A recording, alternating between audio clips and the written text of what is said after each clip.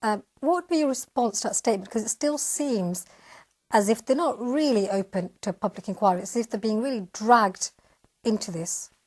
Well, the Court of Appeal has clearly said that the inquiry they have initiated lacks independence. And so now that's been established. That's been with established. This last week's ruling. But they have said it in very clear terms. They've also identified the other things which needed to be done. And then they're telling them that it's not sufficient. In order for state to engage and comply with Article 3 of the European Convention, or the Human Rights Act as it is in now, they need to have independent and timely inquiry. I don't think they have a choice. It's Court of Appeal saying you reconsider because it is the discretion of the state to initiate such an investigation. But I think there is no option, there is no choice. It should not have come to this place in the first place. State should discharge its obligations, especially in issues of torture and inhuman and degrading treatment, and should have initiated that investigation without any court intervention. And now for Ministry of Defence saying they will look into it, to me looks not appropriate, and it does not look good for our human rights record and upholding the rule of law. And Article 3 is very clear, it's an absolute right. You cannot in any way condone torture, inhuman and degrading treatment. And that's what is happening here, and it has to be investigated. And why do you think there has been this reluctance to go for the public inquiry? Do you think it's because government knows there will be more embarrassing information coming out? If they were that confident that it was just a case of a few bad apples, surely there's nothing to be afraid of. Well, with the other investigations going on, it appears that there may have been a systematic abuse going on, which is not right for this country and its soldiers to be engaged in. But in any event, the right thing to do would be to get these things out in the public, get the perpetrators of these atrocities to the justice, and uphold the rule of law and the respect for human rights, which we all committed to. So whatever the reasons for reluctance, they're not the right reasons, they're not the right for this country, they're not right for our human rights record.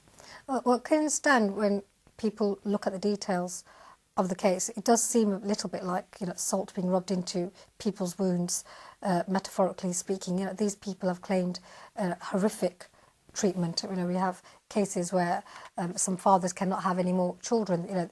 A person who was arrested and kept imprisoned for over a year and repeatedly beaten up physically as well as subjected to psychological torture, as he alleges.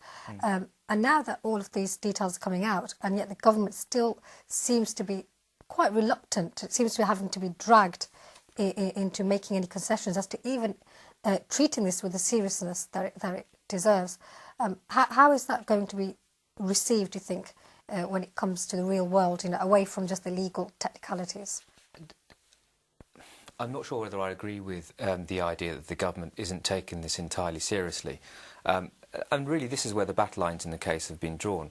On the one hand, you have the Ministry of Defence saying, yes, we recognise the issues, we recognise the complaints, and we are trying to deal with it in the best way that we can, balancing out by how much we need to do in order to meet our obligations. What they say is that the inquiry team they'd set up, combined with the other cases that have been going on as well, will be enough to shed enough light on what's been taking place. What the Court of Appeal said in this case, effectively, is that, well, that may or may not be right. It's difficult to tell until you start to dig into the process of investigating. But this has to be seen to be independent. That's where people, the public in general, whether it's the public in Iraq, whether it's the claimants themselves, or whether it's the citizens of this country, that's where all concerned who look upon this case will be satisfied to know that a thorough, independent, unfettered inquiry has been made as to what has been going on. That's important, and the Court of Appeal are right. As you said a little while earlier, it's common sense, really, let's face it. It'll be difficult to have an investigating team comprised of individuals from the same body as those who were or may well have been responsible for what's taken place on the ground. If not that they should have known what had taken place on the ground.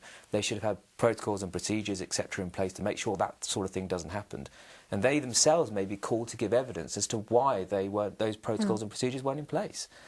How can you have those individuals being part of an investigative team and be be certain that it can be seen on the outside to be sufficiently independent so everyone can be satisfied that this problem has been looked at properly.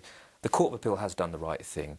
Could this almost be a kind of a way to have a positive closure on a very, very tragic phase?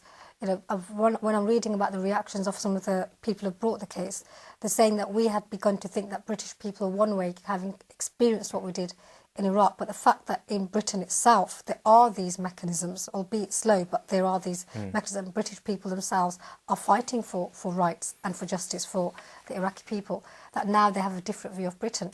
So the fact that the government can admit to mistakes in the future, say, would be a way to actually get a win-win in this situation. Well, I think the better point is that I think one can be confident that the courts are analysing the accountability that the government should or should not be engaged in, and deciding whether that accountability is sufficient for the purposes of, in this instance, the Human Rights Act. So we have that protection of the courts there as well, checking on the government to make sure that they are doing what they're supposed to be doing and meeting up to their obligations.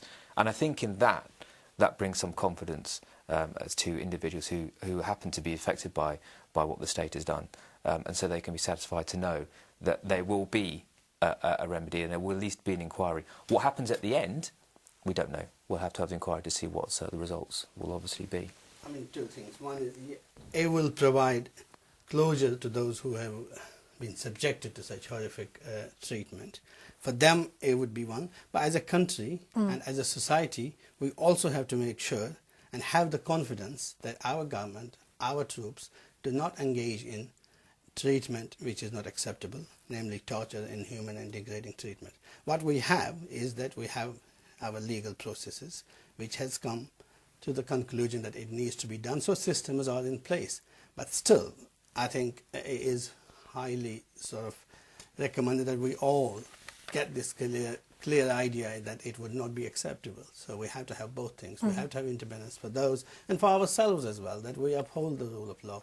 We uphold the respect for human rights. As a country also, when we go down and the Arab Spring is happening, how will it impact on Arab Spring if we are not ready to investigate allegations of our own forces and bring those people to justice? So it's actually in the government's own interest to regain some moral authority, if it means having to own up some embarrassing scenarios. Well, it's interesting you mentioned the Arab Spring. It's a very good point. Personally, I wish there could be that sort of accountability in other territories. Let's look at Bahrain, for instance. We've just had a report from an independent, as they have termed themselves, a commission to look into what took place during the difficulties and the troubles at that time. What we really need as Muslims is to make sure that we have a similar method of accountability, to make sure the states, and certainly in the Arab countries, are also kept under check and scrutiny, to make sure these sorts of abuses don't happen at all. And if this can be applied and can be seen to be the way in which accountability should take place, and if it can be applied to other countries, particularly ones that are within the Arab Spring at the moment, that can only be a good thing. But the right place to start is to show that by the courts making a decision such as this, is that this is the standard that should be upheld when you look at human rights breaches. This is what should be done in terms of review, and this should be applied no matter what State Department it is, even if it's the government or the Ministry of Defence, and that is, there's no doubt about that. And of course, at the moment, the recourse has been the European law. Are you concerned that we're hearing noises from some parts of the government, not all, about people saying they want Britain to opt out of the Human Rights Act, which would mean cases like this presumably become even more difficult to bring? Speaking personally as a lawyer, and I think I would think most lawyers agree, but we are disturbed about the idea that we would withdraw entirely from the Human Rights Act. I'm not quite sure what the government is saying as to whether there ought to be an alternative or a different mechanism or a separate Bill of Rights, etc. Personally, I haven't seen on paper a blueprint as to what the alternative could be, which would allow us to protect what needs to be protected, but at the same time deal with concerns that the government has. But would it make cases like this more difficult? Possibly it would do, yeah. Coming to a case perhaps close to home, we've got the case of Barbara Ahmed, somebody who's been detained and has not even been put on trial for over 7 years now. That'd be a scenario, it'd be shocking to many British citizens, looking at that thinking, how can that actually have come to happen? And even though over 140,000 people have signed a petition asking for this to be debated in the House of Commons, that hasn't been agreed upon, although it seems that there is more and more pressure being put upon, and maybe that decision will be revisited. Well, it takes us into a wider debate of some of the draconian legislations we had in the past in the name of war on terror, which did erode some of our civil liberties. Extradition Treaty 2003, which led to the Barber's detention because of the complications and the way they passed that. We need to review all those and make sure that when we talk about other countries, when we expect others to have similar standards, we get all those things right. It's now on record that the mistakes were made. Some aspects of legislation in the heat of war of terror have eroded our civil liberties. Babar Ahmad is one case, control orders are other cases, special advocate use. There are a number of things which we can say are something which need reviewing, and it is now a case for us to compare, even in this country, say, while we say we uphold high standards of human rights and justice, there are certain aspects we need to review, and we as a society be ready to do that and campaign for those.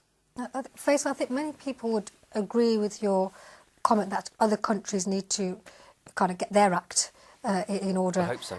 As well. Well, I think so. I think in a way the polls that show the Muslims in Britain, when it comes to authority, when it comes to law and order, when it comes to democratic involvement, actually have a higher proportion of involvement and appreciation and gratitude. I think that's right. for them, and a sense of pride as British citizens that these are that there is a place in Britain for these things. And so would you see it as even more important when it comes to the idea that we as a country are breaching our very own standards, which do give us a standing in the rest of the world, regardless of other issues that people may disagree with foreign policy decisions, but there has been a consistency at least that people have a right to justice and to be heard and to have heard that fairly. That this case of the Iraqi civilians on the one hand, as well as Babar Ahmad as a British citizen, these are very, very important cases, not just as Muslims, but as British citizens. Oh, it's certainly in these Iraqi cases, there's been some landmark decisions being made. Prior to this instant case that you've been talking about, the decision which has come out a couple of weeks ago, the matter went up to the House of Lords, who decided, as a landmark decision, that in fact British forces serving abroad are still subject to the Human Rights Act, and that's something which the Ministry of Defence fought very hard against. And saying that no, in fact, that jurisdiction doesn't apply, and in a way, keeping what took place in Iraq at arm's length from any question of responsibility.